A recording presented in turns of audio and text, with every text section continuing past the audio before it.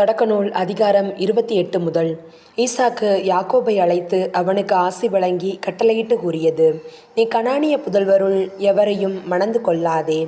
புறப்பட்டு பதான் அராமுக்குப் போய் உன் தாயின் தந்தையாகிய பெத்துவேல் வீட்டிற்கு செல். அங்கு உன் தாய்மாமன் லாபான் புதல்வியருள் ஒருத்தியை மணந்து கொள். எல்லாம் வல்ல இறைவன் உனக்கு ஆசி வழங்கி நீ பல இனங்களுக்கு தந்தையாகும்படி உன்னை பலுகி பெருக செய்வாராக. ஆபிரகாம் பெற்ற ஆசியை அவர் உனக்கும் உன் வழிமரபினருக்கும் வழங்குவாராக. அதனால் நீ அந்நியனாய் வாழும் நாட்டை, அதாவது கடவுள் ஆபிரகாமுக்கு தந்த நாட்டை உரிமையாக்கிக் கொள்வாய். இவ்வாறு அவனும் பதான் அராமுக்கு சென்று அரமேயனான பெத்துவேலின் மகனும் யாக்கோபு ஏசாவின் தாய் ரெபேக்காவின் சகோதரனுமான லாபானிடம் வந்து சேர்ந்தான். அவனை பதான் அராமில் மணமுடித்து கொள்ளுமாறு அங்கு அனுப்பி வைத்ததும் ஆசி வழங்குகையில் கனானிய பெண்களிடம் பெண்ணெடுக்கக்கூடாது என்று கட்டளையிட்டதும் யாக்கோபு தன் தாய் தந்தைக்கு கீழ்ப்படிந்து பதான் அராமுக்கு சென்றதும் ஏசாவுக்கு தெரிய வந்தன. ஈசாக்கிற்கு கனானிய பெண்களை பிடிக்கவில்லை என்பதை ஏசா கண்டு இஸ்மயேலிடம் சென்று ஏற்கனவே தனக்கிருந்த மனைவியரை தவிர ஆபிரகாமின் மகன் இஸ்மயேலின் மகளும் நபையோத்தின் சகோதரியுமான மகலாத்தை மணந்து கொண்டான். யாக்கோபு பெயர்செபாவிலிருந்து புறப்பட்டு காரானை நோக்கி சென்றான். அவன் ஓரிடத்திற்கு வந்தபோது கதிரவன் மறைந்து விட்டான். எனவே அங்கே இரவை கழிப்பதற்காக அவ்விடத்தில் கிடந்த கற்களில் ஒன்றை எடுத்து தலைக்கு வைத்து கொண்டு அங்கே படுத்து உறங்கினான். அப்போது அவன் கண்ட கனவு இதுவே: நிலத்தில் ஊன்றியிருந்த ஒரு ஏணியின் நுனி மேலே வானத்தை தொட்டு கொண்டிருந்தது. அதில் கடவுளின் தூதர் ஏறுவதும் இறங்குவதுமாயிருந்தனர். ஆண்டவர் அதற்கு மேல் நின்று கொண்டு, உன் மூதாதையராகிய ஆபிரகாம் ஈசாக்கின் கடவுளாகிய ஆண்டவர் நானே. நீ படுத்திருக்கும் இந்த நிலத்தை உனக்கும் உன் வழிமரபினருக்கும் தந்தருள்வேன். உன் வழிமரபோ நிலத்தின் மணலுக்கு ஒப்பாகும். நீ மேற்கு கிழக்கு வடக்கு தெற்கு திசைகளில் பரவி செல்வாய். உன்னிலும் உன் வழிமரபிலும் மண்ணுலகின் எல்லா இனங்களும் ஆசி பெறுவன. நான் உன்னோடு இருப்பேன். நீ எங்கு சென்றாலும் உனக்கு நான் காவலாயிருந்து இந்நாட்டிற்கு உன்னை திரும்பி வரச் செய்வேன். ஏனெனில் நான் உனக்கு வாக்களித்ததை நிறைவேற்றும் அளவும் உன்னை கைவிட மாட்டேன் என்றார். யாக்கோபு தூக்கம் தெளிந்து, உண்மையாகவே ஆண்டவர் இவ்விடத்தில் இருக்கிறார், நானோ இதை அறியாது இருந்தேன் என்று அச்சமடைந்து, இந்த இடம் எவ்வளவு அச்சத்திற்குரியது! இதுவே இறைவனின் இல்லம், விண்ணுலகின் வாயில் என்றார். பிறகு யாக்கோபு அதிகாலையில் எழுந்து தலைக்கு வைத்திருந்த கல்லை எடுத்து நினைவு தூணாக அதை நாட்டி அதன் மேல் எண்ணெய் வார்த்து லூசு என்று வழங்கிய அந்த நகருக்கு பெத்தேல் என்று பெயரிட்டார். மேலும் அவர் நேர்ந்து கொண்டது: கடவுள் என்னோடிருந்து நான் போகிற இந்த வழியில் எனக்கு பாதுகாப்பளித்து உண்ண உணவும் உடுக்க உடையும் தந்து என் தந்தையின் வீட்டிற்கு நான் நலமுடன் திரும்ப செய்வாராயின் ஆண்டவரே எனக்கு கடவுளாக இருப்பார். மேலும் நான் நினைவு தூணாக நாட்டிய இந்த கல்லே கடவுளின் இல்லமாகும். மேலும் நீர் எனக்கு தரும் யாவற்றிலும் 10 பங்கு உமக்கு செலுத்துவேன். யாக்கோபு கீழ்த்திசை மக்களின் நாட்டை நோக்கி காலெடுத்து வைத்து பயணமானார். இதோ வயல்வெளியில் ஒரு கிணற்றையும் அதன் அருகே கிடை போட்டிருந்த ஆட்டு மந்தைகள் 3ஐயும் கண்டார். அந்த கிணற்றிலிருந்துதான் மந்தைகளுக்கு தண்ணீர் காட்டப்படும். அதன் வாய் ஒரு பெரிய கல்லால் மூடப்பட்டிருந்தது.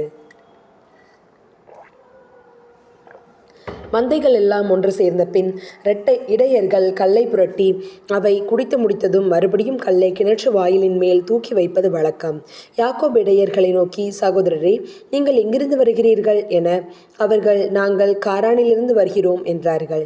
மீண்டும் அவர், நாகோரின் பேரன் லாபானை உங்களுக்கு தெரியுமா என்று கேட்க அவர்கள், அவரை எங்களுக்கு தெரியும் என்றார்கள். அவர் நலம்தானா என்று யாக்கோபு கேட்க அவர்கள், ஆம், அவர் நலமே. இதோ அவர் மகள் ராகேல் தன் ஆடுகளை ஓட்டிக்கொண்டு வருகிறாள் என்றார்கள். அப்பொழுது யாக்கோபு, பொழுது சாய இன்னும் வெகு நேரம் இருக்கிறது. மந்தைகளை ஒன்று சேர்ப்பதற்கு நேரமாகவில்லை. ஆடுகளுக்கு தண்ணீர் காட்டி மேய்ச்சலுக்கு இட்டு செல்லுங்கள் என்றார்.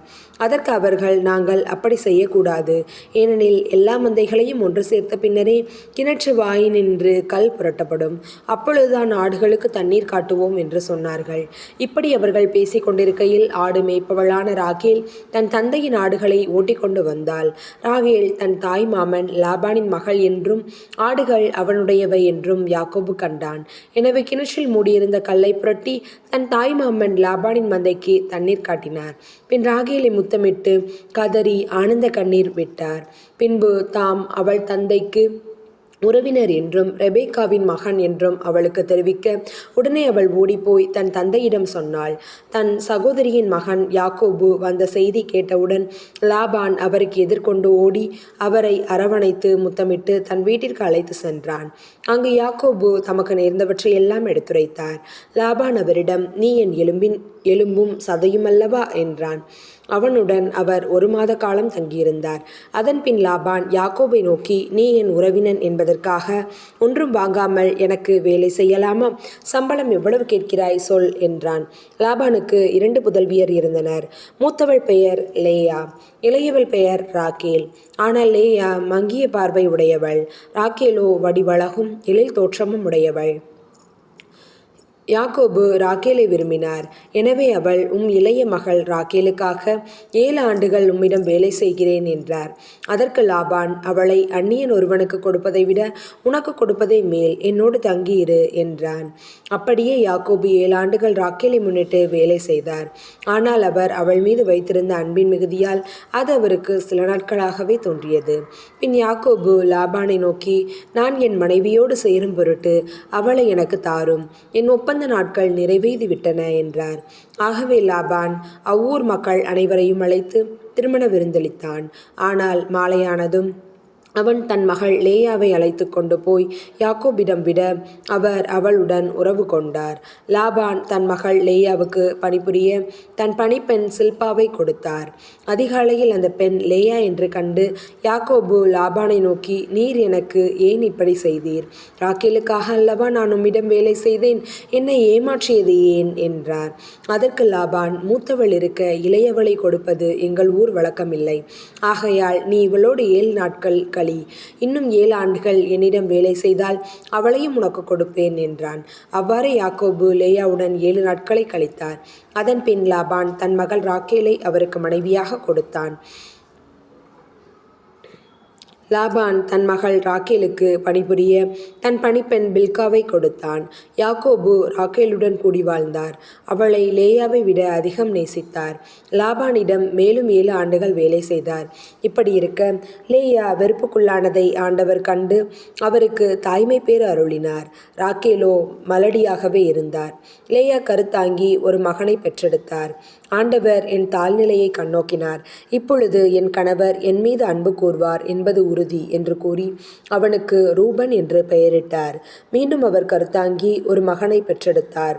நான் வெறுப்புக்குள்ளானேன் என்பதை ஆண்டவர் கேட்டு இவனையும் எனக்கு தந்தருளினார் என்று சொல்லி அவனுக்கு சிமியோன் என்று பெயரிட்டார்.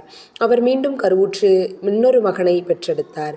இப்பொழுது என் கணவர் என்னோடு இணைந்திருப்பார் என்பது உறுதி, ஏனெனில் நான் அவருக்கு 3 புதல்வர்களை பெற்றெடுத்துள்ளேன் என்று கூறி அவனுக்கு லேவி என்று பெயரிட்டார். அவர் மீண்டும் கருத்தாங்கி ஒரு மகனை பெற்றெடுத்தார். இப்போது ஆண்டவரை நான் மாட்சிப்படுத்துவேன் என்று சொல்லி அவனுக்கு யூதா என்று பெயரிட்டார். அதன்பின் அவருக்கு பிள்ளை பேறு நின்று போயிற்று. தாம் யாக்கோபுக்கு பிள்ளை பெறவில்லை என்று ராக்கேல் தம் சகோதரியின் மேல் பொறாமை கொண்டார். அவர் தம் கணவனை நோக்கி, நீர் எனக்கு பிள்ளைகளை தாரும், இல்லையேல் செத்துப்போவேன் என்றார். யாக்கோபு அவர் மீது சினம் கொண்டு, நான் என்ன கடவுளா? அவரல்லவா உனக்கு தாய்மை பேறு தராதிருக்கிறார் என்றார்.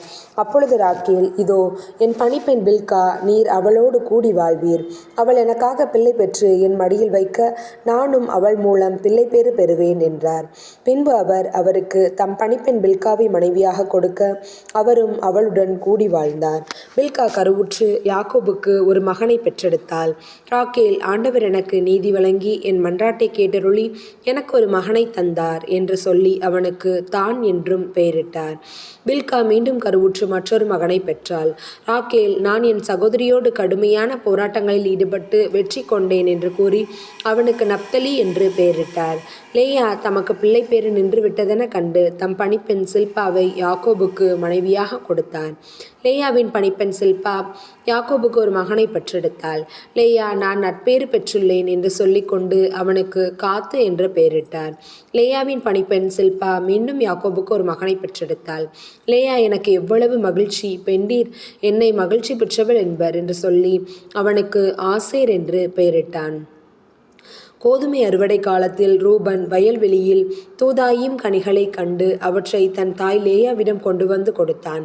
ராக்கேல் அவரிடம், உன் மகன் கொண்டு வந்த தூதாயும் கனிகளில் எனக்கு கொஞ்சம் கொடு என்று கேட்டார். அதற்கு அவர், என் கணவனை நீ பறித்து கொண்டது போதாதா, என் மகன் கொண்டு வந்த கனிகளையும் பறித்து கொள்வாயோ என்றார். அப்பொழுது ராக்கேல், சரி, உன் மகன் கொண்டு வந்த தூதாயும் கனிகளுக்கு பதிலாக அவர் இன்றிரவு உன்னோடு கூடியிருக்கட்டும் என்றார். மாலை வேளையில் யாக்கோபு வயல்வெளியில் நின்று திரும்பி வரும்போதே லேயா அவருக்கு எதிர்கொண்டு போய், நீர் என்னோடு கூடியிருக்க வேண்டும், ஏனெனில் என் மகன் கொண்டு வந்த தூதாயும் கனிகளுக்கு ஈடாக கொடுத்து நான் உம்மை வாங்கி கொண்டேன் என்றார். அவர் அன்றிரவு அவரோடு கூடியிருந்தார். கடவுள் லேயாவுக்கு செவிசாய்த்தார். அவர் கருத்தாங்கி யாக்கோபுக்கு 5ஆம் மகனை பெற்றெடுத்தார். நான் என் பணிப்பெண்ணை என் கணவருக்கு கொடுத்ததற்காக கடவுள் எனக்கு ஈடு செய்துள்ளார் என்று சொல்லி அவனுக்கு இசக்கார் என்று பெயரிட்டார். மீண்டும் லேயா கருத்தாங்கி 6ஆம் மகனை பெற்றெடுத்தார். லேயா, கடவுளுக்கு எனக்கு ஒரு சிறந்த கொடை கொடுத்துள்ளார். இனிமேல் என் கணவர் என்னை பெருமையாக நடத்துவார், ஏனெனில் நான் அவருக்கு 6 புதல்வரை பெற்றிருக்கிறேன் என்று கூறி அவருக்கு செபுலோன் என்று பெயரிட்டார். பிறகு அவர் ஒரு பெண்மகவை பெற்று அவளுக்கு தீனா என்று பெயரிட்டார். பின்பு கடவுள் ராக்கேலை நினைவு கூர்ந்தார். அவர் அவருக்கு செவிசாய்த்து தாய்மை பேறு அருளினார். அவரும் கருத்தாங்கி ஒரு மகனை பெற்றெடுத்து, கடவுள் என் இழிவை போக்கினார் என்றார். மேலும் அவர், ஆண்டவர் இன்னொரு மகனையும் எனக்கு சேர்த்து தருவாராக என்று கூறி அவனுக்கு யோசேப்பு என்று பெயரிட்டார். ராக்கேல் யோசேப்பை பெற்றெடுத்த பின் யாக்கோபு லாபானை நோக்கி, என் சொந்த இடத்திற்கும் நாட்டிற்கும் திரும்பி போக என்னை அனுப்பி வைப்பீராக. என் மனைவியரையும் என் பிள்ளைகளையும் எனக்கு தந்து என்னை போகவிடும். அவர்களுக்காக நான் உம்மிடம் வேலை செய்துள்ளேன். நான் உமக்கு செய்துள்ள வேலை இன்னதென்று உமக்கு தெரியும் என்றார். லாபான் அவரை நோக்கி, உமக்கு தடையேதுமில்லையெனில் தயவு கூர்ந்து இங்கேயே தங்கிவிடும். உம் பொருட்டு ஆண்டவர் எனக்கு ஆசி வழங்கியிருக்கிறார் என்பதை குறிப்பார்த்து அறிந்து கொண்டேன். உமக்குரிய கூலியை குறிப்பிடும், நான் அதை கொடுத்து விடுகிறேன் என்றான். அதற்கு அவர், நான் உம்மிடம் எவ்வளவு வேலை செய்துள்ளேன் என்பதையும் உம் மந்தை என்னிடம் எப்படி இருந்தது என்பதையும் நீர் அறிவீர். நான் உம்மிடம் வரும் முன் உமக்கிருந்தது கொஞ்சமே, இப்பொழுதோ மிகுதியாக பெருகிவிட்டது. நான் கால் வைக்கும் இடமெல்லாம் ஆண்டவர் உமக்கு ஆசி வழங்கியிருக்கிறார். என் குடும்பத்திற்காக நான் உழைப்பது எப்போது என்றார். அதற்கு லாபான், நான் உமக்கு என்ன தர வேண்டும் என யாக்கோபு, எனக்கு நீர் ஒன்றும் தர வேண்டியதில்லை. இந்த ஒன்றை மட்டும் நீர் எனக்கு செய்தால் நான் தொடர்ந்து உம் மந்தையை மேய்த்து பாதுகாப்பேன். உம் மந்தைகளிடையே இன்று நான் செல்வேன். அவற்றினிடையே கலப்பு நிறமோ புள்ளியோ உடைய செம்மறியாடுகளையும் கருப்பு நிறம் கொண்ட ஆட்டுக்குட்டிகள் அனைத்தையும் புள்ளியோ கலப்பு நிறமோ உடைய வெள்ளாடுகளையும் தனியாக பறித்து கொள்வேன். இவை எனக்குரிய கூலியாக இருக்கட்டும். எனக்குரிய பங்கை சரிபார்க்க நீர் வரும்பொழுது என் நேர்மை எனக்கு சான்று பகர்வதாக. கலப்பு நிறமோ புள்ளியோ இல்லாத வெள்ளாட்டையோ கருப்பு நிறமற்ற ஆட்டுக்குட்டியையோ நீர் கண்டால் அது திருடப்பட்டதாக எண்ணப்படும் என்றார். அதற்கு லாபான், நீர் சொன்னபடியே ஆகட்டும் என்றான். ஆனால் அன்றே அவன் வரியோ புள்ளியோ உடைய வெள்ளாட்டுக்கிடாய்கள் கலப்பு நிறமோ புள்ளியோ உடைய வெள்ளாடுகள் அனைத்தையும் வெள்ளை புள்ளி கொண்ட எல்லாவற்றையும் கருப்பாயிருந்த எல்லா ஆட்டுக்குட்டிகளையும் பிரித்து தம் புதல்வரிடம் ஒப்படைத்து தனக்கும் தன் மந்தைகளை மேய்த்து வந்த யாக்கோபுக்கும் இடையில் 3 நாள் வழித்தூரம் இருக்கும்படியும் செய்துவிட்டான். அது கண்ட யாக்கோபு புன்னை, வாதுமை, அர்மோன் என்னும் மரங்கள் பசிய கொப்புகளையும் வெட்டி அவற்றின் இடையே உள்தண்டின் வெள்ளை பகுதி தெரியுமாறு உரித்தார். மேலும் தம் மந்தைகள் தண்ணீர் குடிக்க வரும்பொழுது ஆடுகள் அந்த வரியுள்ள கொப்புகளையும் எதிரில் கண்டு பொழிந்து சினைப்படும் பொருட்டு நீர் தொட்டிகளில் அவற்றை அவர் போட்டு வைத்தார்.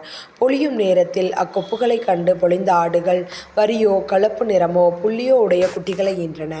மேலும் யாக்கோபு ஆட்டுக்குட்டிகளை பிரித்தெடுத்தார். லாபானின் மந்தைகளில் வரியோ கருப்பு நிறமோ உடைய ஆடுகளை நோக்கி மந்தையை நிற்கச் செய்தார். தமக்குரிய மந்தைகளை லாபானின் மந்தையோடு சேராமல் பிரித்து வைத்தார். மந்தையின் வலிமையுள்ள ஆடுகள் பொழியும் பொழுது மந்தைக்கு எதிரே இருந்த நீர் தொட்டியில் அக்கொப்புகளை போட்டார். அக்கொப்புகளிடையே அவை பொழிந்தன. வலிமையற்ற ஆடுகளுக்கு முன் கொப்புகளை போடவில்லை. எனவே லாபானின் ஆடுகள் வலுவற்றவையாகவும் யாக்கோபின் ஆடுகள் வலுவுள்ளவையாகவும் ஆயின. இவ்வாறு யாக்கோபு பெரும் செல்வரானார். மந்தைகள், வேலைக்காரர், வேலைக்காரிகள், ஒட்டகங்கள், கழுதைகள் ஆகியவற்றை அவர் பெருமளவில் கொண்டிருந்தார். லாபானின் புதல்வர் தம் தந்தைக்குரிய யாவற்றையும் யாக்கோபு கைப்பற்றி அவருடைய சொத்தை கொண்டே இந்த செல்வத்தை எல்லாம் சேர்த்து கொண்டான் என்று தங்களுக்குள் பேசிக்கொண்டதை யாக்கோபு கேட்டார். லாபானிடம் மனமும் முன்பு போல் இல்லை என்று யாக்கோபு கண்டார். ஆண்டவர் யாக்கோபை நோக்கி, உன் மூதாதையரின் நாட்டிற்கும் உன் இனத்தாரிடத்திற்கும் திரும்பிப் போ, நான் உன்னோடு இருப்பேன் என்றார். எனவே யாக்கோபு ராக்கேலையும் லேயாவையும் தம் மந்தையில் இருந்த புல்வெளிக்கு வரும்படி ஆள் அனுப்பினார். பிறகு அவர் அவர்களை நோக்கி, உங்கள் தந்தையின் மனம் என்பால் முன்பு போல் இல்லை என்று காண்கிறேன். என் தந்தையின் கடவுளோ என்னோடு இருந்து வருகிறார். உங்கள் தந்தைக்காக முழு வலிமையுடன் உழைத்தேன் என்று உங்களுக்கு தெரியும். உங்கள் தந்தையோ என்னை ஏமாற்றி என் கூலியை 10 முறை மாற்றினார். அவர் வழியாக எனக்கு எவ்வித தீங்கும் நேரிட கடவுள் விடவில்லை. ஏனெனில் கலப்பு நிறமானவை உனக்குரிய ஊதியம் என்றபோது ஆடுகள் எல்லாம் கலப்பு நிற குட்டிகளையே ஈன்றன. இவ்விதமாய் கடவுளே உங்களுக்கு உங்கள் தந்தையின் மந்தைகளை எடுத்து எனக்கு தந்தருளினார். ஆடுகள் சினையுறும் காலத்தில் நான் ஒரு கனவு கண்டேன். அதில் நான் கண்களை உயர்த்தி பார்த்தபோது ஆடுகளோடு பொலியும் கிடாய்கள் வரியும் கலப்பு நிறமும் புள்ளியும் உடையனவாய் இருந்தன. அக்கனவில் கடவுளுடைய தூதர் யாக்கோபு என்று என்னை அழைக்க நான் இதோ அடியேன் என்றேன். அவர், உன் கண்களை உயர்த்தி கிடாய்கள் யாவும் வரியும் கலப்பு நிறமும் புள்ளியும் உடைய ஆடுகளுடன் பொலிவதைப் பார். ஏனெனில் லாபான் உனக்கு செய்தது அனைத்தையும் நான் கண்டேன். நீ கல்லை திருப்பொழிவு செய்து எனக்கு நேர்ச்சை செய்து கொண்ட இடமாகிய பெத்தேலின் இறைவன் நானே. நீ உடனே எழுந்து இந்த நாட்டை விட்டு புறப்பட்டு உன் பிறந்த நாட்டுக்கு திரும்பி செல் என்று கூறினார் என்றார். அதற்கு ராக்கேலும் லேயாவும், எங்கள் தந்தையின் குடும்பத்தில் எங்களுக்கு பங்கும் உரிமை சொத்தும் இன்னும் உண்டோ? அவர் எங்களை அந்நிய பெண்களைப் போல் விலைக்கு விற்று எங்களுக்காக வாங்கியதையும் முழுமையாக விழுங்கிவிடவில்லையா? ஆனால் செல்வத்தை எல்லாம் எங்கள் தந்தையிடமிருந்து கடவுள் பிடுங்கி நமக்கும் நம் பிள்ளைகளுக்கும் உரிமையாக்கினார். ஆகையால் கடவுள் உங்களுக்கு சொன்னதையெல்லாம் செய்யுங்கள் என்றனர். அப்பொழுது யாக்கோபு தம் மக்களையும் மனைவியரையும் ஒட்டகங்களின் மேல் ஏற்றிக்கொண்டு புறப்பட்டு சென்றார். பதான் அராமில் மந்தைகள் எல்லாவற்றையும் ஓட்டிக்கொண்டு கானான் நாட்டிலிருந்த தம் தந்தை ஈட்டிய செல்வம் அனைத்தையும் திரட்டிக்கொண்டு கானான் நாட்டிலிருந்து தம் தந்தை ஈசாக்கை நோக்கி பயணமானார். லாபான் ஆடுகளுக்கு ரோமம் கத்தரிக்க போயிருந்த பொழுது ராக்கேல் தம் தந்தையின் குலதெய்வ சிலைகளை திருடிக் கொண்டு விட்டார். மேலும் யாக்கோபு தாம் ஓடிப்போகிற செய்தியை அரமேயனான லாபானுக்கு தெரிவிக்காமல் ஏமாற்றிவிட்டார். அவர் தமக்கு சொந்தமான எல்லாவற்றையும் எடுத்துக்கொண்டு நதியை கடந்து கிளையாது மலை நாட்டை நோக்கி தப்பியோடினார். யாக்கோபு தப்பியோடிய செய்தி லாபானுக்கு 3ஆம் நாள் தெரிவிக்கப்பட்டது. உடனே அவன் தன் உறவினர்களை கூட்டிக் கொண்டு 7 நாட்களாக அவரை பின்தொடர்ந்து சென்று அவர் இருந்த கிளையாது மலைப்பகுதியை நெருங்கினான். அன்றிரவு கனவில் அரமேயனான லாபானுக்கு கடவுள் தோன்றி அவனை நோக்கி, நீ யாக்கோபிடம் நல்லதோ கெட்டதோ யாதொன்றும் பேச வேண்டாம் என எச்சரித்தார். லாபான் யாக்கோபை நெருங்கிய பொழுது யாக்கோபு கிளையாது மலைப்பகுதியில் கூடாரம் அடித்திருந்தார். அம்மலைப்பகுதியில் லாபானும் அவன் உறவினரும் கூடாரம் அடித்து தங்கினர். அவன் யாக்கோபை நோக்கி, நீர் இப்படி செய்யலாமா? என்னை ஏமாற்றி என் புதல்வியரை வாள் முனையில் பிடித்த கைதிகளைப் போல் இட்டு செல்லலாமா? எனக்கும் ஒன்றும் தெரிவிக்காமல் என்னை ஏமாற்றிவிட்டு ஏன் ரகசியமாய் ஓடி வந்தீர்? நான் மேலத்தாள வாத்தியங்களுடன் மகிழ்ச்சியாய் உங்களை வழியனுப்பி வைத்திருப்பேனே. என் பேரப்பிள்ளைகளையும் புதல்வியரையும் நான் முத்தமிட விடாமல் செய்துவிட்டது ஏன்? நீர் முட்டாள்தனமாக நடந்து கொண்டீர். இப்பொழுதோ உமக்கு தீங்கிழைக்க என்னால் முடியும். ஆனால் நேற்றிரவு உம் தந்தையின் கடவுள் என்னை நோக்கி, நீ யாக்கோபிடம் நல்லதோ கெட்டதோ யாதொன்றும் பேச வேண்டாம் என்று எச்சரித்தார். உன் தந்தையின் வீட்டுக்கு திரும்பும் ஆவலினால் நீர் இவ்வாறு செய்துவிட்டீர். ஆனால் என் குலதெய்வ சிலைகளை திருடிக் கொண்டது ஏன் என்றான். யாக்கோபு அவனுக்கு மறுமொழியாக, நீரும் புதல்வியரை வன்முறையில் என்னிடமிருந்து பிரித்து வைத்துக் கொள்வீர் என்று அஞ்சினேன்.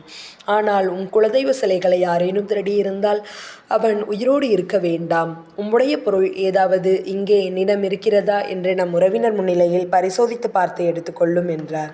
அவற்றை ராக்கேல் திருடியிருந்தது யாக்கோபுக்கு தெரியாது. அப்பொழுது லாபான் யாக்கோபின் கூடாரத்திலும் லேயாவின் கூடாரத்திலும் 2 வேலைக்காரிகளின் கூடாரத்திலும் நுழைந்து தேடி பார்த்ததும் ஒன்றையும் கண்டுபிடிக்கவில்லை. பின் அவன் லேயாவின் கூடாரத்தை விட்டு வெளியே வந்து ராக்கேலின் கூடாரத்திற்குள் நுழைந்தார். இதற்கிடையில் ராக்கேல் குலதெய்வ சிலைகளை எடுத்து தம் ஒட்டக சேணத்தினுள் ஒளித்து வைத்து அதன் மேல் உட்கார்ந்து கொண்டார்.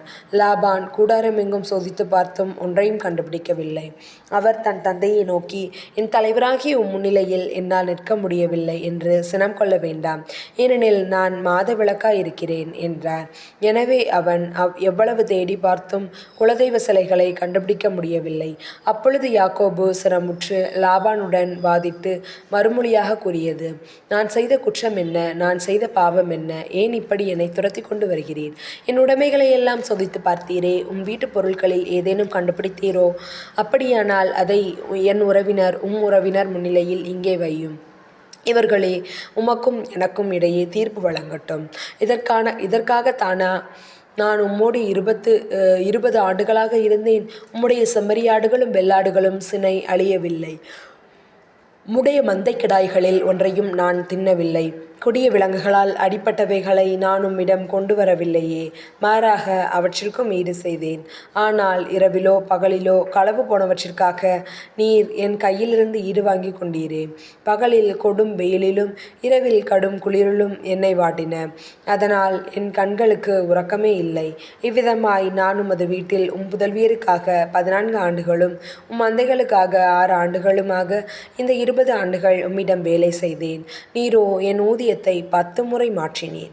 ஆபிரகாமின் கடவுளும் ஈசாக்கின் அச்சமுமான என் தந்தையின் கடவுள் என்னோடு இருந்திராவிடில் உண்மையாகவே நீர் என்னை வெறுங்கையனாய் அனுப்பியிருப்பீர். ஆனால் கடவுள் என் துன்பத்தையும் கடின உழைப்பையும் கண்டு நேற்றிரவு உம்மை எச்சரித்திருக்கிறார் என்றார். அதற்கு மறுமொழியாக லாபான் யாக்கோபை நோக்கி, இப்புதல்வியர் என் புதல்வியர், இப்பிள்ளைகள் என் பிள்ளைகள், இம்மந்தை எம் மந்தை, நீர் காண்பவை யாவும் என்னுடையவையே. இப்படி இருக்க என் புதல்வியருக்கோ அவர்கள் பெற்றெடுத்த பிள்ளைகளுக்கோ நான் இன்று என்ன செய்துவிடப் போகிறேன்? வாரும், நானும் நீரும் இப்பொழுது உடன்படிக்கை செய்து கொள்வோம். அது உமக்கும் எனக்கும் இடையே சான்றாக இருக்கட்டும் என்றான். எனவே யாக்கோபு ஒரு கல்லை எடுத்து நினைவு தூணாக நிறுத்தினார். யாக்கோபு தம் உறவினரை நோக்கி, கற்கள் சேகரித்து கொண்டு வாருங்கள் என்றார். அவர்களும் கற்களை கொண்டு வந்து ஒரு குவியல் எழுப்பினார்கள். அதற்கு லாபான் எகர் சகத்துதா என்றும் யாக்கோபு கலையேது என்றும் பெயரிட்டனர். பின்னர் லாபான், இக்குவியல் இன்று உமக்கும் எனக்கும் சான்றாகுக என்றான். ஆகவே அதற்கு அவன் கலையேது என்று பெயரிட்டான். மீண்டும் அவன், நாம் ஒருவரை விட்டு பிரிந்து சென்றதும் பின்னும் ஆண்டவர் நம்மை கண்காணிப்பாராக என்று சொல்லி அதற்கு மிஸ்பா என்றும் பெயரிட்டான். மேலும் அவன், நீர் என் புதல்வியரை துன்பத்தினாலோ அவர்களை தவிர வேறு பெண்களை மணந்து கொண்டாலோ நம்மிடையே வேறு எவரும் இல்லை எனினும் உமக்கும் எனக்கும் இடையே கடவுளே சாட்சி என்பதை நினைவில் கொள்ளும் என்றான். மீண்டும் லாபான் யாக்கோபை நோக்கி, இதோ இந்த குவியலையும் நினைவு தூணையும் பாரும். இவற்றை எனக்கும் உமக்கும் இடையே நிறுத்தி வைத்துள்ளேன். நான் இந்த குவியலை கடந்து வந்து உமக்கு தீங்கிழைக்க மாட்டேன் என்பதற்கும், நீர் இந்த குவியலையும் நினைவு துணையும் கடந்து வந்து எனக்கு தீங்கிழைக்க மாட்டீர் என்பதற்கும் இந்த குவியல் சான்று, இந்த நினைவுத்தூண் சான்று. ஆபிரகாமின் கடவுள், நாகோரின் கடவுள், அவர்களின் தந்தையின் கடவுள் நம்மிடையே நீதி வழங்குவாராக என்றான். பின்னர் யாக்கோபு ஈசாக்கின் அச்சம் என்ற தம் தந்தையின் கடவுள் பெயரால் ஆணையிட்டு வாக்களித்தார். பின்பு அவர் மலையின் மேல் பலி செலுத்தி உணவு அருந்தும்படி தம் உறவினரை அழைத்தார். அவர்கள் உணவருந்திய பின் அன்றிரவு மலையிலே தங்கினார்கள். அதிகாலையில் லாபான் எழுந்து தன் பேர பிள்ளைகளையும் புதல்வியரையும் முத்தமிட்டு அவர்களுக்கு ஆசி வழங்கினார். பின்னர் அவன் அவர்களை விட்டு பிரிந்து தன் இடத்திற்கு திரும்பி போனான்.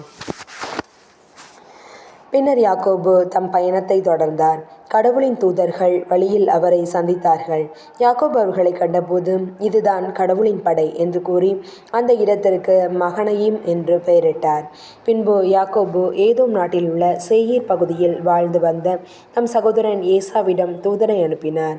அவர் அவர்களுக்கு கட்டளையிட்டு சொன்னது, நீங்கள் என் தலைவன் ஏசாவிடம் போய் ஊழியனாகிய யாக்கோபு கூறுவது, நான் இதுவரை லாபானிடம் அந்நியனாய் தங்கியிருந்தேன்.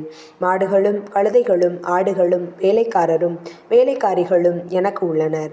பார்வையில் எனக்கு தயை கிடைக்கும்படி என் தலைவரான உமக்கு ஆள் அனுப்பி அறிவிக்கிறேன் என்று சொல்லுங்கள். அத்தூதர் யாக்கோபிடம் திரும்பி வந்து, நாங்களும் சகோதரர் ஏசாவிடம் போனோம். அவர் இதோ 400 பேருடன் உம்மை சந்திக்க வருகிறார் என்றனர். யாக்கோபு மிகவும் அஞ்சி கலங்கி தம்முடன் இருந்த ஆட்களையும் ஆடு மாடு ஒட்டகங்களாகிய மந்தைகளையும் 2 பகுதிகளாக பிரித்தார். ஏனெனில் ஏசா வந்து ஒரு பகுதியை தாக்கினாலும் எஞ்சிய பகுதியாவது தப்புமே என்று நினைத்து கொண்டார். மேலும் யாக்கோபு, என் மூதாதை ஆபிரகாமின் கடவுளும் ஈசாக்கின் கடவுளுமான ஆண்டவரே, நீர் என்னை நோக்கி உன் சொந்த நாட்டிற்கும் உன் உறவினரிடமும் திரும்பிப்போ, நான் உனக்கு நன்மையே புரிவேன் என்று உரைத்தீர். அடியேனுக்கு நீர் காட்டிய பேரன்பு முழுவதற்கும்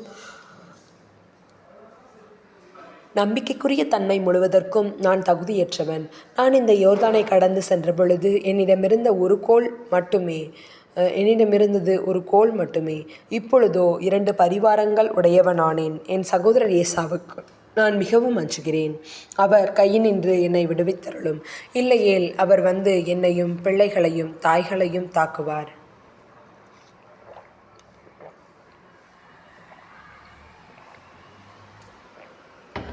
நீர், நான் உனக்கு உறுதியாக நன்மை புரிவேன். உன் வழிமரபை எண்ண முடியாத கடல் மணலைப் போல பெருகச் செய்வேன் என்று வாக்களித்துள்ளீர் என்றார். அன்றிரவு அவர் அங்கேயே தங்கி தமக்கு சொந்தமானவற்றிலிருந்து சகோதரர் ஏசாவுக்கு அன்பளிப்பாக 200 வெள்ளாடுகளையும் 200 செம்மறியாட்டுக்கிடாய்களையும் 200 வெள்ளாட்டுக்கிடாய்களையும் 20 செம்மறிக்கிடாய்களையும் 30 பெண் ஒட்டகங்களையும் அவற்றின் குட்டிகளையும் 40 பசுக்களையும் 10 காளைகளையும் 20 பெண் கழுதைகளையும் 10 ஆண் கழுதைகளையும் தேர்ந்தெடுத்தார். அவற்றுள் ஒவ்வொரு மந்தையும் வேலைக்காரர் கையில் தனித்தனியாய் ஒப்புவித்து, நீங்கள் மந்தைகளுக்கு இடையே இடம் விட்டு எனக்கு முன் ஓட்டிக்கொண்டு போங்கள் என்று சொன்னார். பின்பு அவர் முதலில் போகிறவனை நோக்கி கட்டளையிட்டு கூறியது, என் சகோதரர் ஏசா உனக்கு எதிர்பட்டு, நீ யாருடைய ஆள்? நீ எங்கே போகிறாய்?